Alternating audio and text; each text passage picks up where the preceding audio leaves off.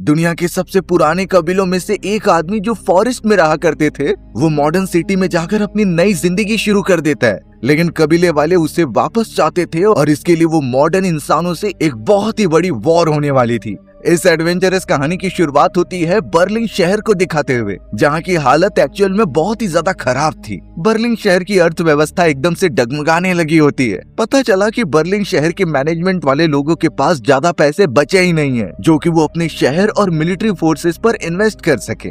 इसलिए इन सारी चीजों से बचने के लिए डिसाइड किया जाता है कि वो अफ्रीका की उस जगह पर जाएंगे जहाँ भारी मात्रा में हीरे मौजूद है और हाथी जैसे बड़े जानवरों के दांत मिलते हैं। उसे ब्लैक मार्केट में बेचकर वो काफी सारे प्रॉफिट कमा सकते थे। तो इसी वजह से बर्लिन सिटी के मैनेजमेंट वालों ने लियोन नाम के एक शिकारी को कई सारे लोगों के साथ अफ्रीका के उस जगह पर भेज दिया। लियोन काफी एक्सपीरियंस्ड होता है, इसलिए उसने अपने साथियों को अलग अलग डायरेक्शन में भेजा। लेकिन प्रॉब्लम ये हो गई कि जैसे ही वो अफ्रीका के उस जगह पर पहुंचते हैं, तभी एक अजीब से कबीले वालों ने उन पर हमला कर दिया। वो कबीले वाले काफी खतरनाक थे, जिन्होंने लियोन के कई सारे साथियों को पकड़कर जान से ही मार दिया। वो किसी भी घुसपैठ को अपने यहाँ पर चोरी करने नहीं दे सकते। पता चला कि उतने सारे साथियों में से सिर्फ लियोन ही बचा हुआ है। लियोन भी जब थोड़ी ही देर में उनके अड्डे के पास पहुंचता है, तो कुछ कबीले वाले उस पर हमला भी करते हैं। लेकिन लियोन के पास अच्छी खासी फाइटिंग स्किल्स थी। वो देखते ही देखते कुछ कबीले वालों को मारकर साइड कर दे रहा था। अब अचानक वहाँ पर एंट्री होती है उन कबीले के सरदार की। सरदार लियोन की फाइटिंग स्किल से इम्प्रेस तो हो गया होता है, इसलिए उसने सभी को रोकते हुए उसके सामने एक ऑफर रखा। वो तो लियोन से कहने लगा कि मैं तुम्हें यहाँ से सारी चीजें लेकर जाने दूंगा, लेकिन तुम्हें भी मुझे कुछ ऐसी चीज देनी होगी जो हम डिमांड करेंगे। लियोन भी इन सारी बातों को सुनने के लिए रेडी हो जाता है, क्योंकि अब उन्हें हीरे जवाहरात और कई सारी अनोखी चीजें मिलेंगी अफ्रीका के फॉरेस्ट से। लेकिन उन कबीले वालों के सरदार ने लियोन से सिर्फ इतना कहा कि हमें टार्जन लौटा दो, जो हमारे ही कबीले का था और कई साल पहले वो मॉडर्न जमाने के इंसानों के साथ जाकर रहने लगा। लियोन तो अब ये सारी बातों को लेकर बर्लिन सिटी के मैनेजमेंट वालों के पास चला जाता है। हमें तो ये शॉकिंग बात पता चली कि टार्जन नाम का वो कबीले वाला आदमी आज उसी मैनेजमेंट वालों के लिए काम करता था, यानी कि फॉरेस्ट में रहने से लेकर डायरेक्ट मॉडर्न सिटी में टार्जन पूरी तरीके से बदल चुका होता है। पर बर्लिन सिटी के मैनेजमेंट वालों को जब इस ऑफर के बारे में पता चला, तो वो टार्जन को कहते हैं कि तुम्हें अफ्रीका के फॉरेस्ट से बुलावा आया है, तुम वहाँ पर जाओ और हमारे लिए रिसर्च करो। पर टार्जन को पता था कि अफ्रीका के फॉरेस्ट में कितना बड़ा खतरा उसका वेट कर रहा है, इसीलिए उसने वहाँ जाने से साफ मना ही कर दिया। अब सारे मैनेजमेंट और डायरेक्टर्स एकदम से डरने लगे, क्योंकि अगर टार्जन वहाँ पर नहीं जाएगा तो कबीले वाले उन्हें हीरे और कई सारी चीजें लेने भी नहीं देंगे। ये तो उनके लिए काफी नुकसानदायक हो सकता है। टार्जन का उस मॉडर्न दुनिया में नाम जॉन पड़ चुका था। अब जॉन वहाँ से जब जा रहा होता है, तो जॉर्ज नाम का उसका एक सीनियर तुरंत ही उसे समझाने आ गया। जॉर्ज ने साफ कहा कि वो कबीला तुम्हारा पास्ट है और तुम्हें जाकर चेक करना चाहिए कि वो तुमसे क्या चाहते हैं। पर जॉन जानता था कि उस जगह पर काफी खतरा है उसके लिए। पर जॉर्ज ने उसे इतना इमोशनल कर दिया अपने सबसे पहले घर के प्रति कि जॉन जो नहीं जाना चाहता था, उसका माइंड ही एकदम चेंज हो जाता है। इस समय जॉन अपने पास्ट को याद कर रहा था कि कैसे उसका फॉरेस्ट में जन्म हुआ था।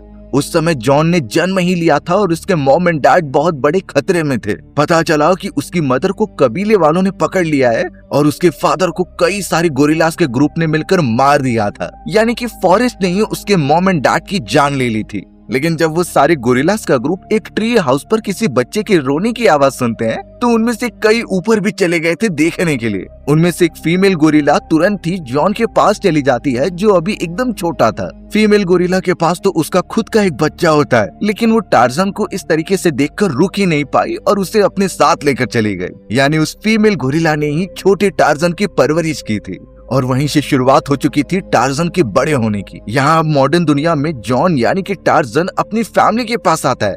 पता चला कि उसकी एक प्यारी वाइफ है जिसका नाम जेन था। जेन कई सारे बच्चों को टार्जन की कहानियां सुनाया करती, पर जेन को छोड़कर किसी और को नहीं पता कि असली टार्जन तो जॉन ही है। जेन को भी यहाँ पता चल चुका होता है कि जॉन वापस अफ्रीका के उस फॉरेस्ट में जाने वाला है, इसीलिए वो कहती है कि वो भी उसके साथ चलेगी। पर जॉन ने मना किया, क्योंकि कबीले वाले उसे तो कुछ नहीं करेंगे, लेकिन उसे डर है कि कहीं तुम्हें ना चोट पहुंचा दें। इस वजह से फिलहाल उसका जाना जरूरी है। जॉन प्रॉमिस करता है कि जरूर वो वापस लौट कर आएगा। जेन ने भी इन बातों को मान लिया और उसे जाने की परमिशन दे दी।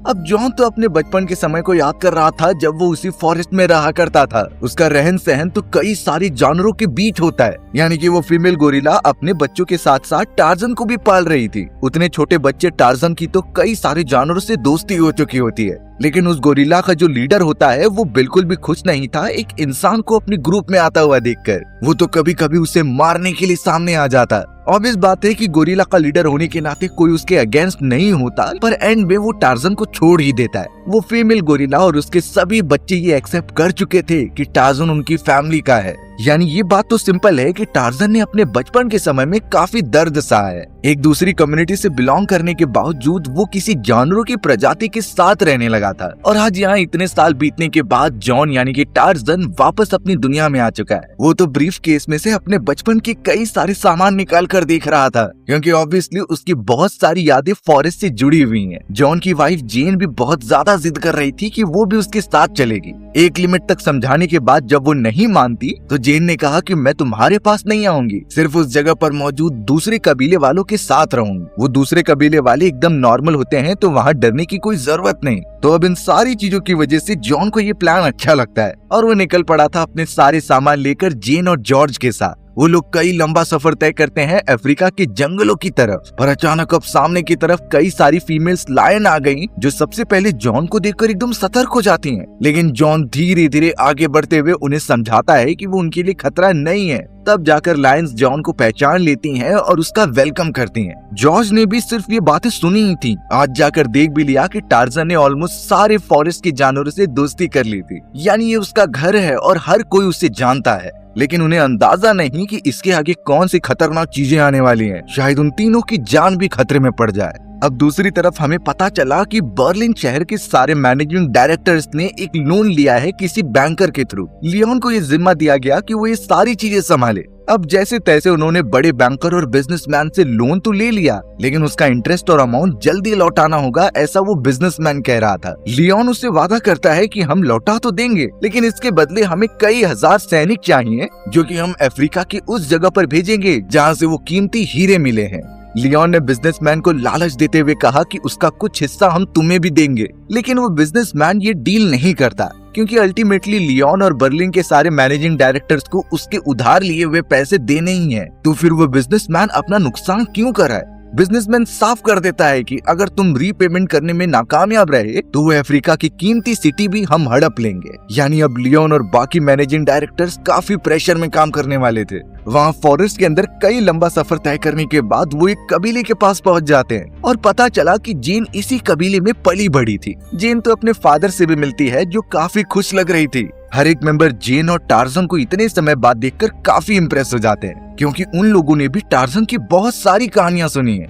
और अब अपने रोल मॉडल को सामने देखकर तो वो रात के समय एक पार्टी भी रखते हैं। सभी इतने ज्यादा खुश लग रहे थे कि इतने सालों बाद कोई मेहमान उनके सामने आया है। लेकिन यहाँ जॉन के मन में कुछ अलग ही बातें चल रही थी। वो फिर से अपने पास्ट के समय को याद करने लगा जब वो जानवरों के साथ फॉरेस्ट में रहा करता था। जॉन जब फॉरेस्ट में काफी बड़ा हो चुका था तो वो कई सारी जानवरों के साथ खेला करता। ऐसा कोई भी एनिमल नहीं था जो टार्जन को ना जाने। जॉन तो उस मोमेंट को भी याद करता है जब वो पहली बार जेन से मिला था। जेन वही कबीले में रहकर आसपास के जानवरों पर रिसर्च करने आया करती। जब फॉरेस्ट में टार्जन उससे मिलने के लिए आया तो सबसे पहले तो वो डर कर भाग गया था, क्योंकि उसने पहली बार किसी दूसरे इंसान को देखा होता है। जेन भी टार्जन से मिलने के लिए आया करती और उसे ढूंढने की कोशिश करती, लेकिन एक दिन पता चला कि कई खतरनाक गोरिल्लाज उसके सामने आ चुके हैं। बेचारी जेन की जान बहुत खतरे में थी और गोरिल्ला तो उससे मारने के लिए आगे बढ़ रहा था। लेकिन ठीक समय पर टार्जन वहाँ पर आ जाता है और वो जेन को बचाने लगा। वो तो खुद को बीच में ला देता है ताकि गोरिल्ला के सारे वार उसे लग जाए। यानी उसने एंड तक जेन की जान बचाई थी।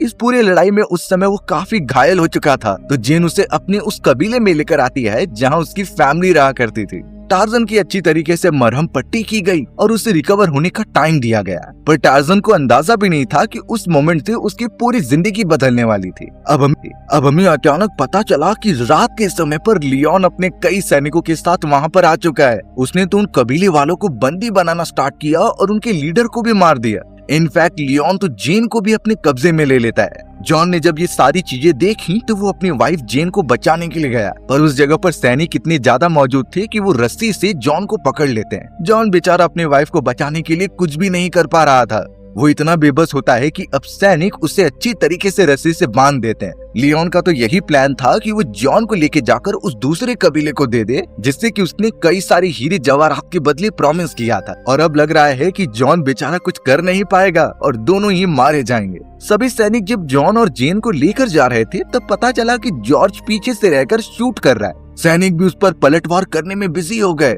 जिस पर जॉन को मौका मिलता है और वो अपने आप को छुड़ा लेता है। बट प्रॉब्लम ये हो गई कि लियोन जेन को अपने साथ लेकर चला गया। पूरी रात बीत गई थी और जॉन बहुत ही गुस्सा हो रहा था कि लियोन उसकी वाइफ को लेकर चला गया। उसे पता होता है कि वो कहाँ लेकर जाएगा, इसीलिए वो फॉरेस्ट में मौजूद एक कॉन्गो सिटी वाले इलाके में जाने का प्लान बनाता है। वहाँ पहुँचने के लिए उसने कई सारे शॉर्टकट रास्ते बताए और ये बात क्लियर है कि लियोन के पहुँचने से पहले ही उन्हें वहाँ पहुँचना है। जॉर्ज भी कह रहा था कि वो तुम्हारे साथ मदद करने आएगा, लेकिन इस मोमेंट पर जॉन का गुस्सा इतना बढ़ चुका होता है कि वो जॉर्ज को ही ब्लेम करने लगा, क्योंकि ऑब्वियसली जॉर्ज के ही कहने पर वो अपनी वाइफ को यहाँ पर लेकर आया था और अब जॉन की वाइफ की जान खतरे में पड़ चुकी है सिर्फ उसके डिसीजन की वजह से। जॉर्ज भी इन बातों को समझ रहा था, इसीलिए वो हर समय पर उसकी मदद करने के लिए रेडी रहता है। और अब टार्जन और कबीले के लोग तैयारी करने लगे उस फॉरेस्ट की तरफ बढ़ने के लिए। वहाँ जेन तो अभी भी लियोन के कब्जे में मौजूद थी। लियोन बातें करते हुए जेन को सब कुछ बता देता है कि कैसे ये सारी चीजें एक प्लान थी।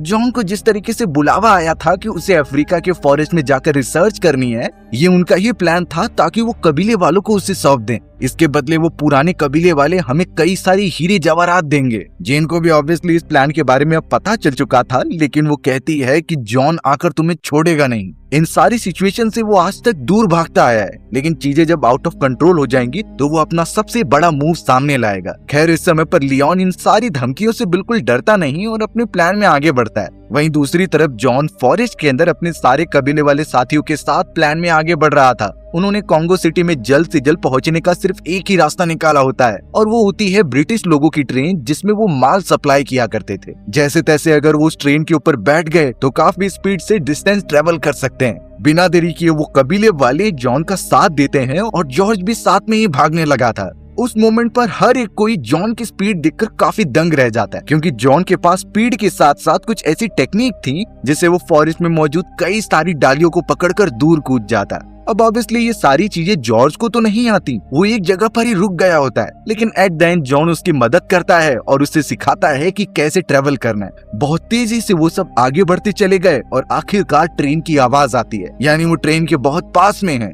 उन्होंने जल्द से जल्द वहाँ से जंप लगाया और सीधा पहुँच गए ट्रेन के ऊपर। सिर्फ उन्हें अब थोड़ा वेट करना होगा और ट्रेन जब कॉन्गो सिटी के इलाके से गुजरेगी तो वहाँ से कूद जाना होगा। लेकिन सारी मुसीबतें जॉन का पीछा छोड़ने का नाम ही नहीं ले रही थी, क्योंकि जॉन जब थोड़ा आगे बढ़ता है तो पता चला उस जगह पर माल नहीं बल्कि कई सारे कैदियों को लेकर जाया जा रहा है, जो कि शायद ब्रिटिश सोल्जर्स अपने लिए यूज करना चाहते थे। अब जॉन इस तरीके का हुकूमत तो चलने नहीं दे सकता था, इसीलिए वो सारे कैदियों को छुड़ाने के लिए उन ब्रिटिश सोल्जर्स से फाइट करने लग जाता है। वहाँ उस जगह पर कई सारे सैनिक मौजूद थे, पर फॉर्चुनेटली जॉन के फाइटिंग स्किल के सामने कोई नहीं टिक पाता। उसने एक एक करके सभी को बेहोश कर दिया और वो पूरी लड़ाई जीत ली होती है। यानी अब ये पूरी ट्रेन भी उसके कंट्रोल में है और उसके अंदर मौजूद सारे कैदी भी आजाद हो जाएंगे। यानी जॉन हर समय पर लोगों की मदद करने का ही सोचता, लेकिन उसे क्या पता कि जिस मॉडर्न दुनिया में वो रहने लगा है वहाँ के लोग बिल्कुल नर्म दिल नहीं है, उन्हें सिर्फ अपने फायदे से मतलब होता था। अब हमें उस बोट के ऊपर दिखाया जाता है जहाँ लियोन जेन के साथ बैठकर डिनर कर रहा था। जेन उसके साथ रहना भी नहीं चाहती थी, लेकिन लियोन जबरदस्ती करता है। लियोन ने तो बता दिया कि जॉन के बदले हमें कई सारी हीरे जवाहरात और बहुत जानवरों के दांत मिलेंगे, इससे वो अपने शहर की घटती आर्थिक स्थिति एकदम संभाल सकते हैं।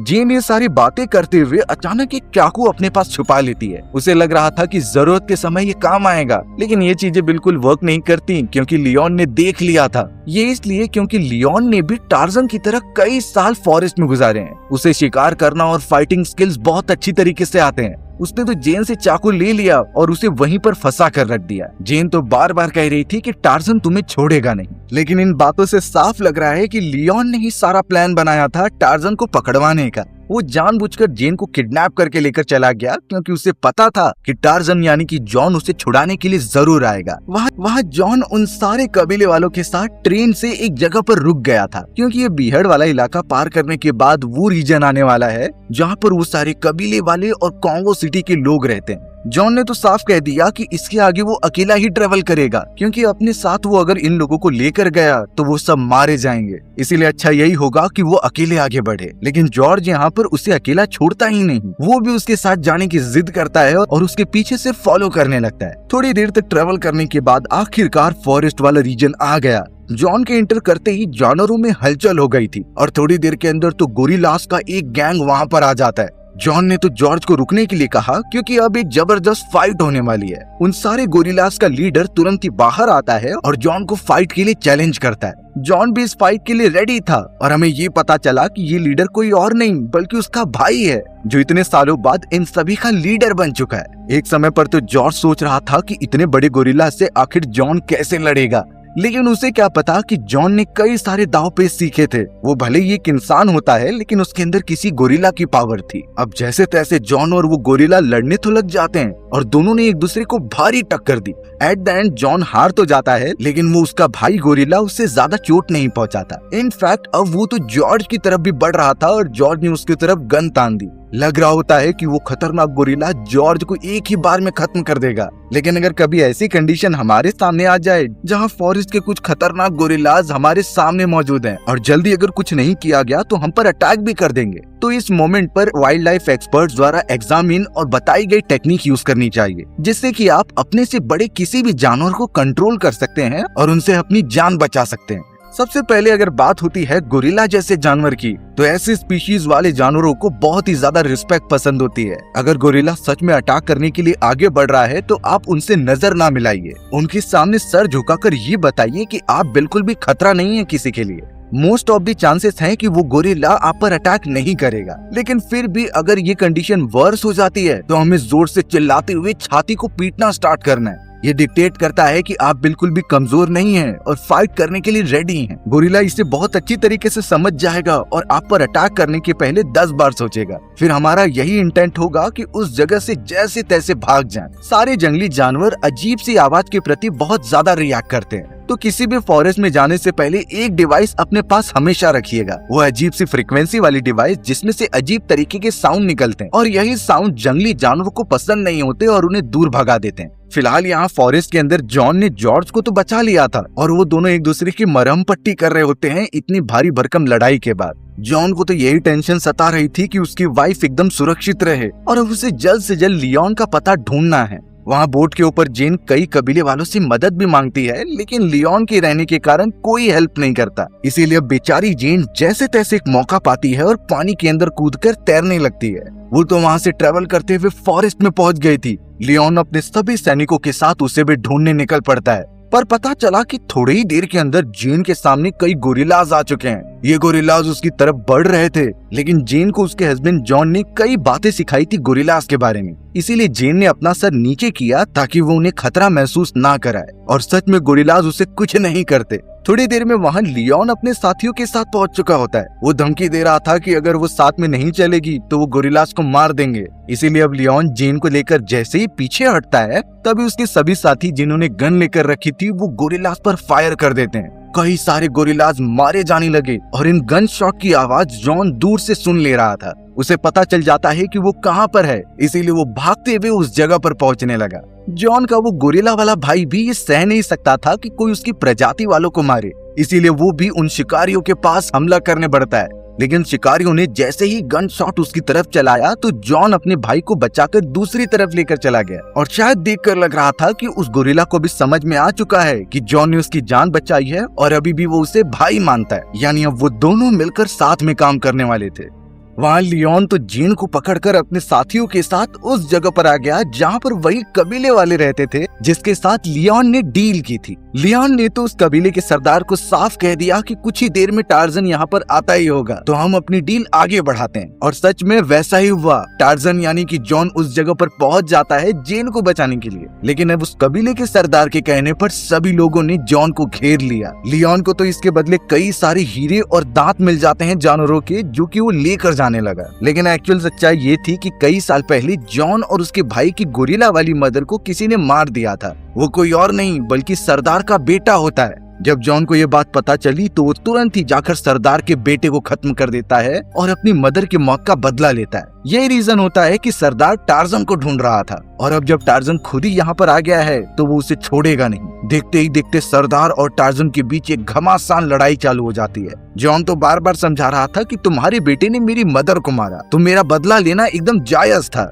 कुछ समय तक सरदार कोई बातें नहीं सुनता और जॉन पर पलटवार करने लगता है। जॉन भी उसे अच्छी खासी टक्कर दे रहा था, लेकिन कब तक वो ये सब सहता रहेगा। जॉन तो सरदार को ये बताने का ट्राई कर रहा था कि लियोन तुम्हें धोखा दे रहा है, वो अपनी पूरी आर्मी लेकर यहाँ आने वाला है इस जगह पर कब्जा करने के लिए। अब थोड़े ही देर में जॉन का वो भाई गोरिल्ला साथी अपने सारे मेंबर्स के साथ पहुंच गया होता है। यानी अब सरदार के कबीले वाले भी काफी डर कर पीछे हटने लगे। यानी कि जॉन और सारे गोरिल्लाज अब एक साथ हो चुके हैं। थोड़े ही देर में पता चला कि लियोन अपनी पूरी सेना के साथ वहां पहुंच चुका है। उनके पास एडवांस वेपन है जिससे पूरे कबीले के ऊपर कब्जा करेंगे। लेकिन शायद जॉन के समझाने पर वो कबीले का सरदार समझ चुका था, सारे जानवरों के साथ उनका साथ देने के लिए रेडी हो जाता है। तो अब जॉन ने यहाँ आवाज लगाकर फॉरेस्ट के सभी जानवरों को अपनी तरफ कर लिया। यानी लायन, टाइगर, बुल और सारे जानवर उसके साथ थे। सभी एक झुंड बनाकर हमला कर देते हैं लियोन और उसके मैनेजमेंट डायरेक्टर्स के कैंप पर। उन्होंने सारी चीजें ऑलमोस्ट तबाह कर दी थी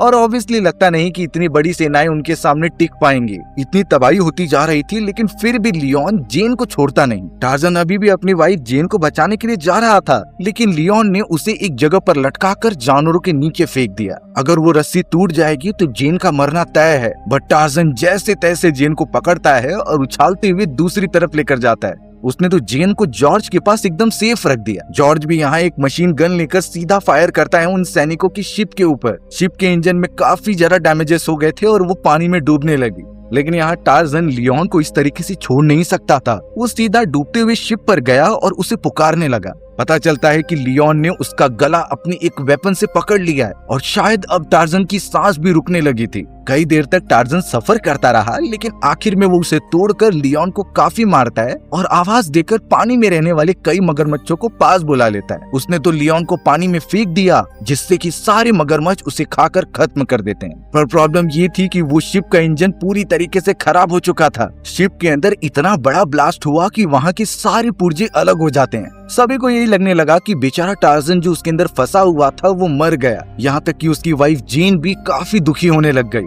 अब धमाका देखकर इतने सैकड़ों सैनिक जो उस जगह पर आ रहे थे वो बैकआउट कर जाते हैं, क्योंकि उन्हें पता चल चुका था कि वो कबीले वालों से जीत नहीं सकते, इसीलिए यहाँ से दूर जाना ही अच्छा ऑप्शन होगा। जेन जो कि बहुत ज्यादा उदास थी, अचानक पता चला कि जॉन उसके पीछे आकर उसे हग कर लेता है। यानी वो मरा नहीं था, सिर्फ थोड़ा सा घायल हुआ होता है। सारे कबीले वाले जॉन को एक्सेप्ट कर लेते हैं और उनके अंदर बिल्कुल भी मन मुटाव नहीं था। जॉन तो जॉर्ज से भी मिलता है और उसे शुक्रिया अदा करता है और अब जॉन उसकी सारी इन्फॉर्मेशन लेकर बर्लिन शहर के मैनेजिंग डायरेक्टर्स के पास जाता है और उन्हें समझाता है कि कैसे हमें वहाँ पर नहीं जाना चाहिए। वो कबीले वालों की जगह है और वहाँ की सारी चीजें भी उनकी हैं। वहाँ जाएंगे तो मारे जाएंगे। पता चला कि रॉयल फैमिली में जो पोजीशन जॉन की हुआ करती थी वो वहाँ पर अटेंड करने के बजाय अफ्रीका के फॉरेस्ट में ही रहने का डिसाइड करता है, क्योंकि एक्चुअल में उसका घर वही है। और ये कहानी भी यहीं खत्म हो जाती है। सो व्यूअर्स, आपको मेरा नरेशन 1% भी अच्छा लगा होगा ना, तो वीडियो को लाइक एंड चैनल को सब्सक्राइब जरूर कर देना। मिलते हैं इसी तरीके की मजेदार वीडियोस में, तब तक के लिए बाय बाय।